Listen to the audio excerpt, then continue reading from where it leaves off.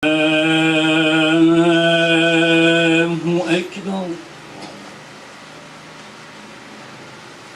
الله أكبر.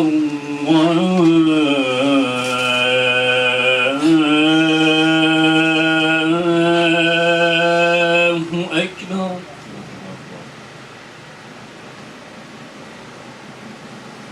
أشهد أن لا إله إلا الله.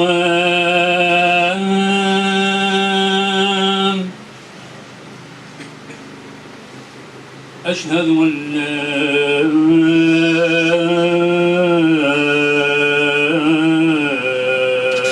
إله إلا الله.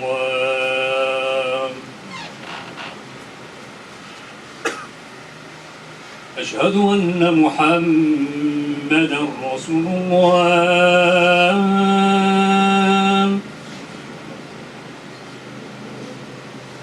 أشهد أن محمدًا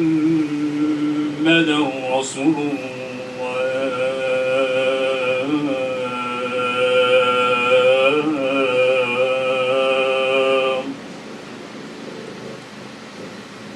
حي على الصلاة.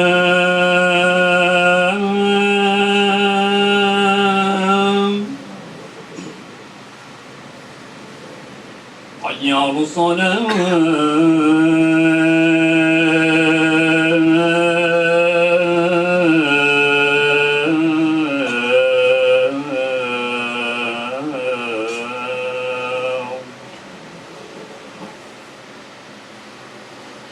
حي على الفلاح.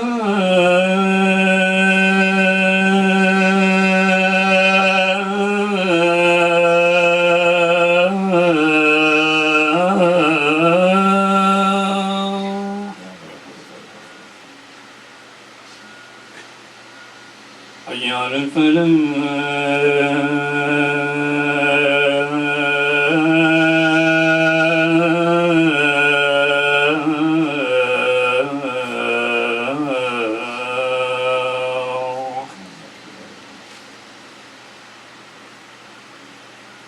الله أكبر.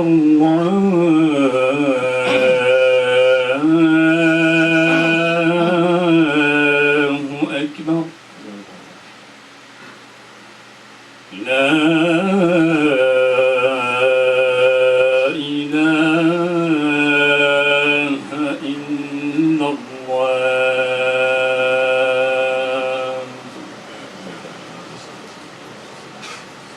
الحمد لله ونستعينه ونستغفره ونتوب إليه ونعوذ بالله من شرور أنفسنا ومن سيئات أعمالنا فمن يهده الله فلا مضل له ومن يضلل فلا هادي له وأشهد أن لا إله إلا الله وحده لا شريك له وأشهد أن محمدا عبده ورسوله أدى الأمانة ونصح الأمة وكشف الأمة فتركهم على المحجة البيضاء ليلها كنهارها لا يذيق عنها إلا حالك ولا يهيب عنها إلا الضال فصلوات الله وسلامه عليه وعلى أهل بيته الطيبين الطاهرين وعلى أصحابه الكرام الغر الميامين العلماء العباد وعلى التابعين لهم بإحسان إلى يوم الدين. يا أيها الذين آمنوا اتقوا الله حق تقاته ولا تموتن إلا وأنتم مسلمون. يا أيها الناس اتقوا ربكم الذي خلقكم من نفس واحدة وخلق منها زوجها وبث منهما رجالا كثيرا ونساء واتقوا الله الذي تساءلون به والأرحام إن الله كان عليكم رقيبا. يا أيها الذين آمنوا اتقوا الله وقولوا قولا سديدا يصلح لكم أعمالكم ويغفر لكم ذنوبكم ومن يطع الله ورسوله فقد فاز فوزا عظيما. أما بعد, chers frères et sœurs, aujourd'hui nous allons aborder un sujet qui concerne un fléau qui fait des ravages chez beaucoup de gens, y compris parmi les fidèles. Ce fléau n'est autre que la cigarette, le tabac, l'alcool, la drogue. Vous savez, la religion musulmane est une religion qui est basée sur la miséricorde. Cette miséricorde veut dire que cette religion est venue pour nous, notre propre bienfait. Si nous sommes sur un cœur symbolique, un seul cœur symbolique sur cette terre, et nous adorons tous Allah comme il faut, cela n'augmentera rien de la souveraineté d'Allah. Et si nous le désobéissons aussi, cela ne fait aucun mal à Allah. Donc la religion est là pour être profitable à nous. C'est pour cela l'islam a pour mission de préserver 5 nécessités de la vie qui est indispensable pour que la vie fonctionne comme il faut, pour que nous pouvons atteindre le succès dans l'au-delà. Et ces 5 nécessités sont ad-din, la foi, la religion. Celui qui a la foi a tout reçu, il a tout gagné. Celui qui perd sa foi, il a tout perdu. Vient alors an-nafs, la vie humaine, sa santé, son intégrité physique. L'islam est venu pour préserver cette vie, qui est an-nafs. Troisièmement, al-aql, la raison. L'intelligence, c'est ce qui nous différencie des animaux. Et bien, quatrièmement, al-irq, l'honneur, la dignité de la personne. Nous avons honoré le fils d'Adam. Cinquième, al-mal, le bien de la personne. Si nous regardons tous ces 4-là, 4 sur 5, c'est pour nous-mêmes. C'est pour nous-mêmes. La vie de l'être humain, son honneur, sa santé, et aussi son bien, sa dignité, tout ça, l'islam est venu vraiment pour préserver. C'est pour cela, dans un hadith qui a été rapporté plusieurs fois, mais qui Hassan al-Ghayri au Sahih, Ibn Omar, radiyallahu anhu, il y en a dans un certain hadith, il dit que c'est le prophète qui l'a dit, dans certains hadiths, on le réfère à lui, لأنه رأى رسول الله صلى الله عليه وسلم يطوف بالكعبة فيقول ما أطيبك وأطيب ريحك ما أعظمك وأعظم ريحك والذي نفسي بيده لحرمة المؤمن أعظم عند الله منك حرمة منك دمه وماله وأن ذن به إلا خيرا. Il a vu le prophète sallallahu alayhi wa sallam en train de faire les circumambulations autour de Kaaba. Il faisait cette parole qui est une parole de vérité. Il dit: il n'y a pas plus sublime et plus sacré que toi, Kaaba. Comment il est grand. Mais je jure par celui qui détient mon âme, l'être humain, sa vie, son bien, et qu'on doute même son intégrité est plus sacré auprès d'Allah que toi. Donc l'islam est pour objectif pour préserver ces 5 nécessités. Et ces 5 nécessités, c'est sur ces 5 nécessités que l'islam se base pour donner un statut juridique ou légal à un acte. Il met un acte dans un statut légal conformément aux besoins de l'une de ces 5 ou ces 5 nécessités.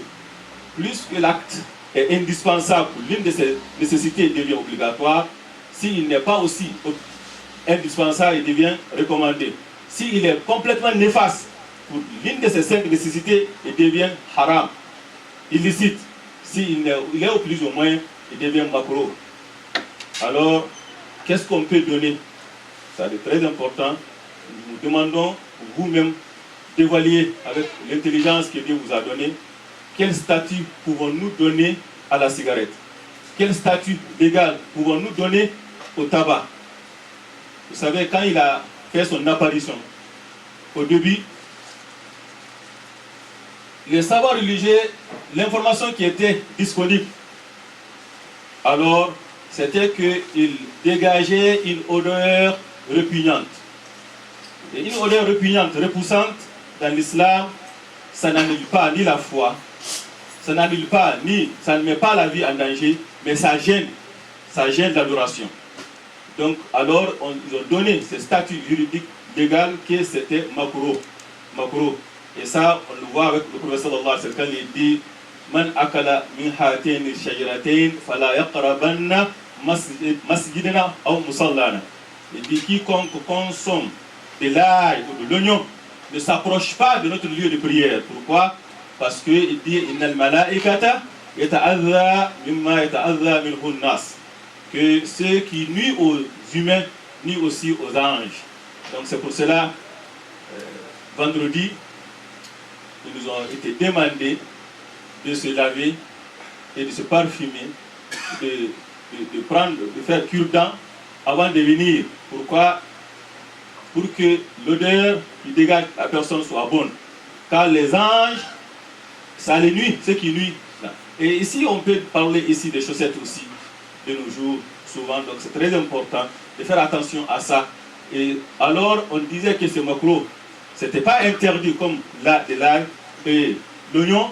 C'est macro parce qu'à cause de l'odeur qui dégage. Et pour la religion, l'islam a interdit l'association, il a interdit l'hypocrisie, il a interdit bid'a, il a interdit la mécréance car ça annule complètement la foi. Et quant à la vie, Dieu a interdit le meurtre ou d'exposer ta vie au danger. C'est ça l'islam. Quelle est l'information que nous avons aujourd'hui concernant le tabac? L'OMS, dans son rapport, dit que le tabac, c'était défini clairement, statistiquement, scientifiquement, tue la moitié de ceux qui en consomment. La moitié de ceux qui consomment la cigarette, il le tue. Et qu'il tue par chaque an 6 millions de personnes. 6 millions de personnes sont mortes à cause du tabac. Et qu'une personne meurt chaque 6 secondes. Chaque 6 secondes. Il est la cause de graves maladies cardiovasculaires, maladies respiratoires, les cancers du poumon. Il faut aller aux soins palliatifs et voir une personne en agonie qui a atteint du cancer du poumon, du gorge. De dire que la cause est la cigarette. Il le voit en agonie. Donc c'est très important. Donc maintenant, l'information que nous avons aujourd'hui est différente de celle que nos prédécesseurs avaient. Donc on ne peut pas dire vraiment que c'est quelque chose de macro. Je veux vraiment avec nous qu'on utilise notre intelligence, notre savoir que Dieu nous a donné, car ça fait partie de l'honneur que Dieu a accordé de l'être humain. وَالَّذِي أَخْرَجَكُم مِّن بُطُونِ أُمَّهَاتِكُمْ لَا تَعْلَمُونَ شَيْئًا وَجَعَلَ لَكُمُ السَّمْعَ وَالْأَبْصَارَ وَالْأَفْئِدَةَ لَعَلَّكُمْ تَشْكُرُونَ. Dieu vous a fait sortir des ventres de vos mères, dénues de tout savoir. Il vous a donné l'ouïe, il vous a donné le cœur. Tout ça pourquoi? Pour qu'on utilise dans l'adoration d'Allah. Utilisons ces sentiments, ces éléments que Dieu nous a accordés, l'intelligence que Dieu nous a accordée, pour voir quel est le statut légal que nous pouvons donner à la cigarette. Car on vient de dire clairement que la cigarette tue. Oui, il tue au petit feu, mais il tue. Il tue progressivement, mais il tue. Pire que ça, c'est pas seulement que la personne se donne la mort en fumant la cigarette, mais il cause aussi à la mort de 600 000 personnes par an. 600 000 personnes sont mortes à cause de ce qu'on appelle le tabagisme passif. Le tabagisme passif, ou les fumeurs secondaires, les gens qui ne fument pas mais qui sont exposés aux fumeurs de ceux qui fument. 600 000 personnes par an. Donc la personne cause tort à lui-même.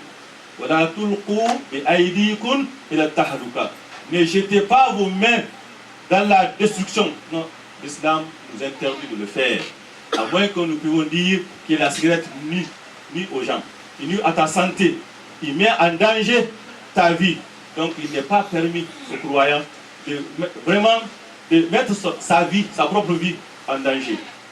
Et quand on sait ce qui l'islam réserve à ceux qui se donnent la mort, se donner la mort, ce n'est pas dire obligatoirement que la personne te donne la mort directement, il peut le faire progressivement.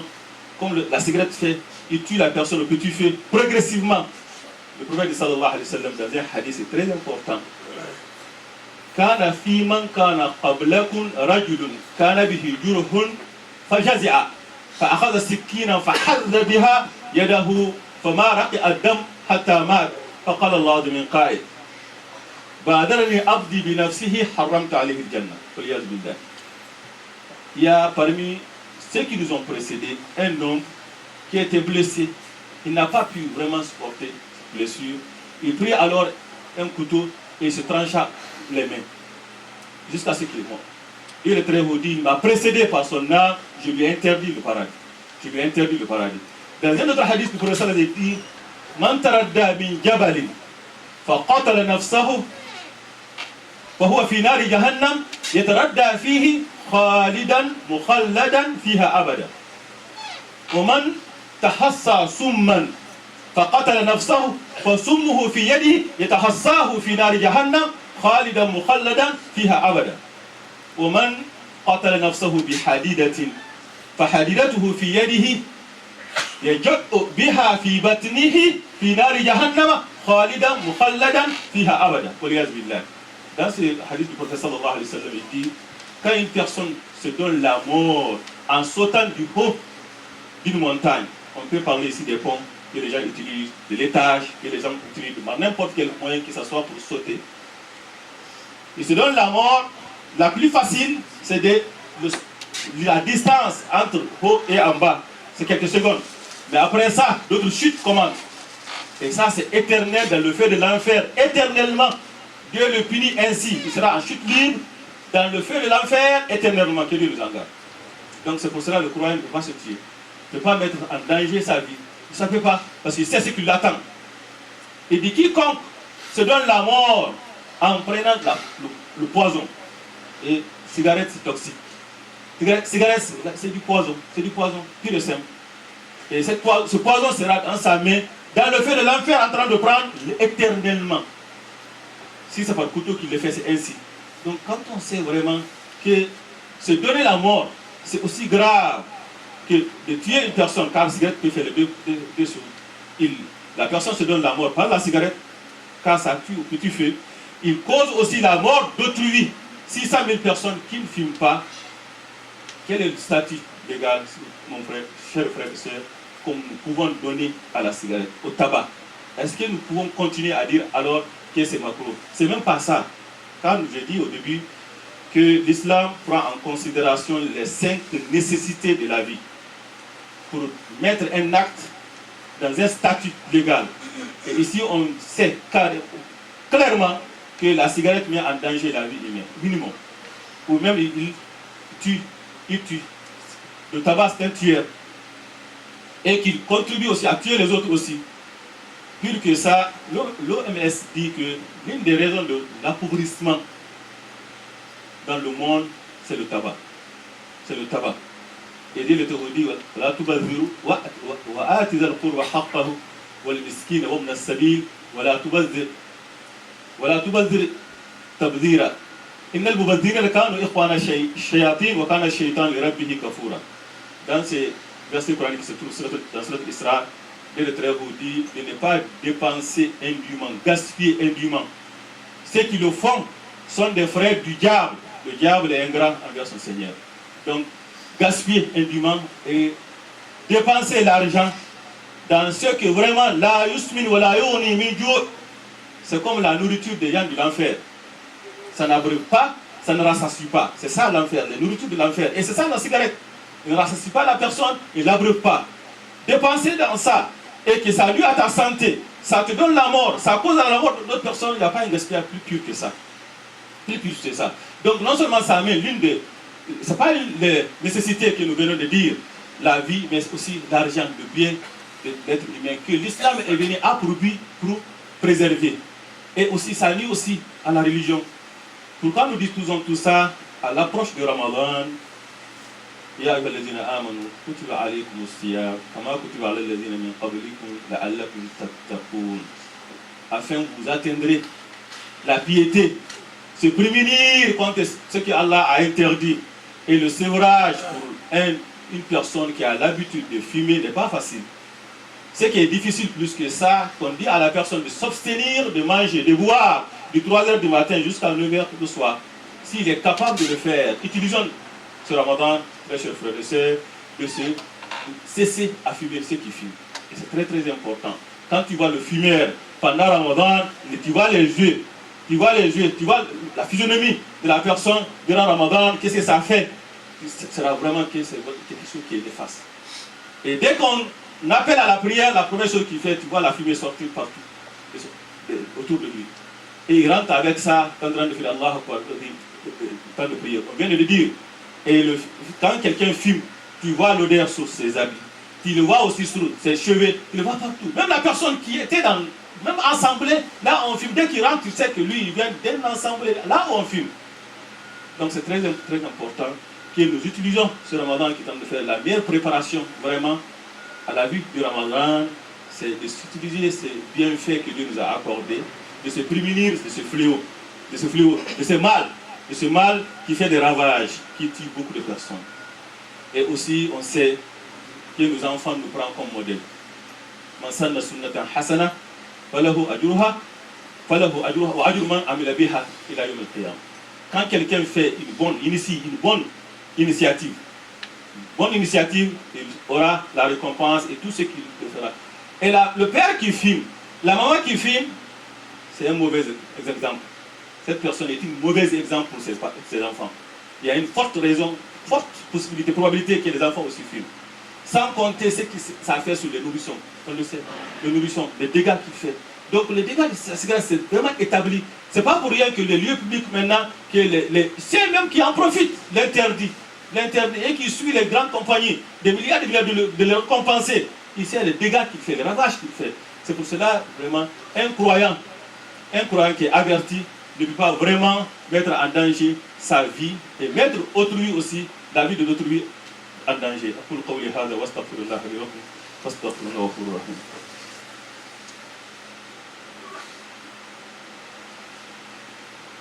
الحمد لله رب العالمين والصلاة والسلام على المبعوث رحمة للعالمين يا أيها الذين آمنوا إنما الخمر والميسر والأنصاب والأزلام رجس من عمل الشيطان فاجتنبوه لعلكم تفلحون إنما يريد الشيطان أن يوقع بينكم العداوة والبغضاء في الخمر والميسر ويصدكم عن ذكر الله وعن الصلاة فهل أنتم منتهون. Dans ce verset coranique, Dieu le Très vous dit, il dit vous qui croyez le vin, le jeu de hasard, les pierres dressées et les flèches de divination ne sont qu'une abomination, l'œuvre du diable. Écartez-vous-en afin que vous atteindrez le succès, vous réussissez. Donc celui qui veut réussir vraiment doit s'éloigner complètement du vin. Et ça c'est très important, c'est un autre fléau qui ravage aussi la communauté de certains fidèles. Et c'est clairement interdit. Dans un hadith du prophète il dit celui qui désobéit à ses parents, il meurt ainsi. Et celui qui meurt alcoolique, on ne parle pas de celui qui prend occasionnellement, ça c'est aussi. Mais qui meurt alcoolique, non, Dieu lui a interdit le paradis, qu'il nous en garde. Donc c'est très, très important. Et Dieu, le prophète sallallahu alayhi wa sallam dit que Dieu a maudit 10 choses entourant l'alcool. Pourquoi nous disons ça aujourd'hui? Quand tu lis le hadith Rasulullah sallallahu alayhi wa sallam, tu te rends compte vraiment que vraiment huwa Rasulullah haqqan. قال ليشربن أناس من أمتي الخمر فيسمونها بغير اسمها. Il dit, il y aura parmi ma communauté certains gens qui boiront l'alcool et l'appelleront par autre nom que son nom. C'est apéritif, ou c'est spirituel, ou c'est liqueur, ou d'autres choses, ou c'est bon pour la santé, ou non, on le fait modérément, ou je le prends occasionnellement. Des excuses. Man askara kathiruhu fa qaliluhu haram. Quand tu prends quelque chose en grande quantité et ça t'en rend ivre, la petite quantité, il est interdit. Ça a été tellement clair. Ça a été clair. Comment les gens aussi, qui met même en doute le statut juridique, légal du khamr. Est-ce que c'est haram ou c'est pas haram? Il y en a qui mettent en doute. Donc c'est très important. Et le dégât de l'alcool sur les gens, sur la famille, sur la vie conjugale, il y en a beaucoup qui appellent les femmes qui appellent. Le mari sous, il est sous là, il va prononcer le mot de talaq combien de fois? Qui est violent. Combien de fois on a vu sa police parle d'une personne qui était violente envers sa femme, ses enfants, la cause était l'alcool au volant et d'autres choses. Tout ça est néfaste. C'est pour cela que c'est très important que nous utilisions, alhamdulillah, cette occasion que Dieu nous a accordée, qui est Ramadan, de se préparer convenablement à accueillir cette miséricorde d'Allah. À acquérir cette miséricorde d'Allah en abandonnant certaines habitudes qui sont très néfastes pour notre santé, pour notre bien, pour notre religion aussi. C'est très important. Car l'alcool, pur que ça aussi, c'est aussi un gaspillage. Un gaspillage. قال رسول الله صلى الله عليه وسلم إن الله يرضى لكم ثلاثة ويكره لكم ثلاثة يرضى لكم أن تعبدوه ولا تشركوا به شيئا وأن تعتصموا بالله ويكره لكم قيل وقال وكثرة السؤال وإضاعة المال. Voici trois éléments, trois éléments à gauche. Trois éléments que Dieu agrée pour nous, car ça nous aide. C'est n'adorer qu'Allah, Tawhid, et de ne lui rien associer. Adorer Allah, c'est pas seulement ce qu'il nous a demandé, de rien lui associer. Ça c'est très important. Quand tu adores, tu n'associes rien à Allah, entre nous, innamal mu'minun ikhwa. Cramponnez-vous tous sur le habl d'Allah. C'est les trois choses que Dieu nous a demandé. Quand tu vois une communauté musulmane où il y a les querelles, c'est que la foi n'est pas intacte. Non, n'est pas là. Quand tu vois hasad, non, iman n'est pas qawi. Quand tu vois karahiyya, quand tu vois riba, quand tu vois namima, non, la foi n'est pas forte. Donc Dieu vous a agréé trois choses. Que vous l'adorez seul, sans rien lui associer, ça c'est deuxième, et que vous cramponnez. Il vous a interdit, il a dit, et ils ont dit. Qu'ils ont dit, non, c'est pas, non, on ne trouve jamais le début. Ils ont dit, non, ça ne se fait pas. Rapporter les choses, Nami Mariba, non, c'est interdit. Et demander trop, questionner trop. Et aujourd'hui, il y a des gens même qui questionnent la foi, qui questionnent tout, qui mettent tous en doute, en croyant qu'ils sont intelligents, car notre intelligence est limitée. Dieu nous a donné pour adorer Allah, ce n'est pas pour questionner l'intégrité ou aussi la foi. Non, ce n'est pas fait pour ça. Et il nous a interdit, il déteste pour nous qu'on gaspille l'argent. C'est un bienfait. Ce n'est pas une façon vraiment de remercier Allah en gaspillant l'argent. Non, on ne fait pas ça. Il faut vraiment être reconnaissant de ce qu'Allah t'a donné, la santé que Allah t'a donné, de la préserver et de ne pas vraiment mettre ta vie en danger. L'islam nous interdit. ولا تقتلوا أنفسكم إن الله كان بكم رحيما واحسنوا إن الله يحب المحسنين يحب المحسنين. Allah aime les bienfaisants. Quels sont les bienfaisants? C'est qui ne mettent pas leur vie en danger. Car Allah est miséricordieux envers nous. Ne vous tuez pas vous-même. Ne vous donne pas la mort. Donc, quelle la personne qui se tue? Ou il donne la mort à autrui, c'est la même pied d'égalité en islam. Non. Il y a eu beaucoup de cas. Le prophète sallallahu alayhi wa sallam n'a jamais prié sur la personne qui se donne la mort. Non. Jamais. Et on vient de le dire que la personne qui se tue, il sera châtié ainsi dans cette situation. Et la cigarette, c'est un poison. C'est clairement décrit, c'est un poison. Le danger de la cigarette, on le sait comment. C'est un toxique qui fait des ravages, beaucoup de ravages. Et que des parents qui sont de mauvais exemples pour leurs enfants. Donc c'est très important d'utiliser, de saisir cette occasion, chers frères et sœurs, et de se protéger de ce fléau, de ce mal. Et préserver votre santé, comme le dit le prophète sallallahu alayhi wa sallam, man asbaha minkum aminan fi sirbihi wa afan fi badani wa indahu qutu yawmihi fa ka'annama huyizat lahu dunya bi hadafiriha. Quand l'un de vous se réveille en toute sécurité parmi les siens, tu es en sécurité, toi et tes enfants, ta famille, tout, ne souffrant d'aucun mot, tu as la subsistance. Remercie Allah, n'utilise pas cet argent-là dans le mal. Ne l'utilise pas dans ça. Ça c'est très important. Et nous avons notre frère, alhamdulillah, là pour les hal.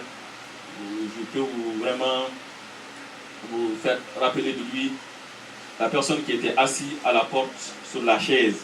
Le vendredi passé, il a eu un AVC. Donc il était très content d'être parmi nous. Donc il vient vraiment d'habiter en haut de la mosquée. Et il était même venu me voir et dire je suis content vraiment d'être proche de la mosquée. Et je vais choisir une place spécifique pour moi, pour prier. Ça c'était vendredi et samedi, on l'a trouvé vraiment endormi. On a appelé l'ambulance et c'était vraiment ABC. Et c'est pas une seule, c'est deux fois le même jour. Et alhamdulillah, il est à l'hôpital Notre-Dame. Et nous prions Dieu que Dieu lui accorde la santé. Nas'alullah al-azim, rabbal arshil azim an yashfi'a. Nas'alullah al-azim, rabbal arshil azim an yashfi'a. Nas'alullah al-azim, rabbal arshil azim an yashfi'a. Nas'alullah al-azim, rabbal arshil azim an yashfi'a. Nas'alullah al-azim, rabbal arshil azim an yashfi'a. Nas'alullah al-azim, rabbal arshil azim an yashfi'a. Nas'alullah al-azim, rabbal arshil azim an yashfi'a. Donc la vie c'est comme ça, c'est tellement fragile, c'est incroyable. Et hier aussi, nous avons un de nos frères, parents, qui est père de 6 enfants. hier, Zuhur aussi qui a rendu l'âme ici à Montréal, et demain ça va être l'enterrement. Donc c'est ça, on est fait pour mourir. C'est ça. Tu meurs le jour même que tu es venu au monde. Dès que la personne vient au monde, la mort commence. La mort commence à travailler. Tu verras que ton Seigneur est en train de vieillir. Tu es rapproché vraiment de la mort. Dès que la personne vient au monde, la mort commence. C'est si Dieu t'a donné 60 jours, une seconde commence. Ça diminue, ça diminue, ça diminue. Et le jour où la mort vient, la décomposition commence. Car tu es fait aussi pour retourner à la terre. Donc c'est ça, c'est nous ça vraiment. Ce qui est important, alors comment tu finis ta vie et qu'est-ce que tu as préparé pour l'au-delà. Et c'est la foi. Et cela, c'est plus important c'est très important de vraiment éduquer les bons enfants qui ressemblent. Et alhamdoulilah, la personne qui est décédée hier, vraiment, on ne peut pas dire se mettre à sa place, on ne peut pas. Là, nous acquis à Hadan. Mais vraiment, ça fait réfléchir le cœur. Oui, parce que les enfants ont refusé de le mettre à l'hôpital. Il était toujours à la maison et il se prenait tout de rôle. Il prend soin de lui et quand il est parti à la famille, il trouve vraiment l'islam est là, la religion est là, la foi est là. Donc c'est notre mission ici, que le jour que tu meurs dans l'islam et que tu laisses derrière toi une progéniture pieuse, c'est ça qui est plus important. Celui qui a fait ça aura reçu. Celui qui perd ça, il a vraiment échoué. Car tout ce que tu mobiliseras ici, tu achèteras ici, tu vas le laisser ici. Rien ne t'accompagnera dans la tombe. إذا مات ابن آدم انقطع عمله إلا من 3 صدقة جارية أو علم ينتفع به أو ولد صالح يدعو له. C'est très important. Nous avons une caisse, il y a des caisses qui sont bien identifiées. Nous aimerons vraiment que vous soyez généreux, Inch'Allah. Ramadan s'approche, ça peut être le 18 ou avant même, Inch'Allah. Et nous allons voir nos imams qu'est-ce qu'ils vont décider par la vue de Hilal, de la lune. Donc il y a une caisse là-bas, c'est fait pour Iftar al-Saïd. Nous voulons organiser ici, Inch'Allah, chaque Maghrib, Iftar al-Saïd, coupure du déjeuner pour le Saïd. Donc nous vous demandons vraiment de contribuer. Et en haut, Inch'Allah, aujourd'hui ils ont appelé, les escaliers sont finis, lundi, Inch'Allah, ils vont les livrer. Nous pourrons vraiment, vendredi prochain, commencer à utiliser en haut, Inch'Allah. Donc nous saisissons cette occasion de remercier tous ceux qui ont contribué à la rénovation. C'est très important, surtout les bénévoles, surtout les bénévoles. Et moi, je remercie vraiment les bénévoles, car ces bénévoles-là, le sens est là, physique est là, l'argent est là, tout est là, vraiment, et c'est très important. Et rien ne peut avancer sans bénévoles dans une association comme nous avons ici dans la mosquée.